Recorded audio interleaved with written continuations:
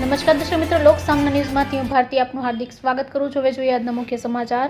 ગત 15મી ઓગસ્ટના રોજ લાલ કિલ્લા પરથી પોતાના રાષ્ટ્રજોગ સંબોધન સમયે પ્રધાનમંત્રી શ્રી નરેન્દ્રભાઈ મોદીએ જાહેરાત કરી હતી કે આગામી દિવસોમાં દેશની પ્રજાને જીએસટી દરોમાં ફેરફાર કરીને સરકાર દ્વારા નવરાત્રી અને દિવાળીની મોટી ભેટ આપવામાં આવશે, જેનાથી દેશની સામાન્ય જનતાને ખૂબ મોટો આર્થિક ફાયદો થશે. આ જાહેરાત અંતર્ગત ભારત સરકારના નાણાં મંત્રાલય દ્વારા પ્રજાહિતમાં ઉચિત નિર્ણય લેવામાં આવેલ છે. આ નિર્ણય અંતર્ગત નાણામંત્રીએ કરેલ જાહેરાત મુજબ જીએસટી દરોમાં મોટો ફેરફાર કરવામાં આવ્યો છે, જે મુજબ હવેથી જીએસટીના 5% અને 18%ના માત્ર 2 સ્લેબ રહેશે. 12% અને 28%ના સ્લેબ નાબૂદ થશે. પ્રીમિયમ વસ્તુઓ અને તમાકુ જેવી ચીજો પર 40%નો એક સ્પેશિયલ સ્લેબ રહેશે.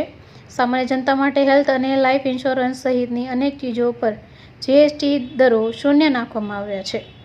જીવન જરૂરી અનેક વસ્તુઓને 5%ના દાયરામાં આવરી લેવામાં આવ્યા છે. કૃષિ ઉત્પાદનો અને સાધનો પર ટેક્સ પણ ઘટાડી દેવામાં આવ્યો છે, જેનાથી દેશના કરોડો લોકોને મોટી આર્થિક રાહત મળતા સામાન્ય જનતામાં ખુશીનો માહોલ પેદા થયો છે.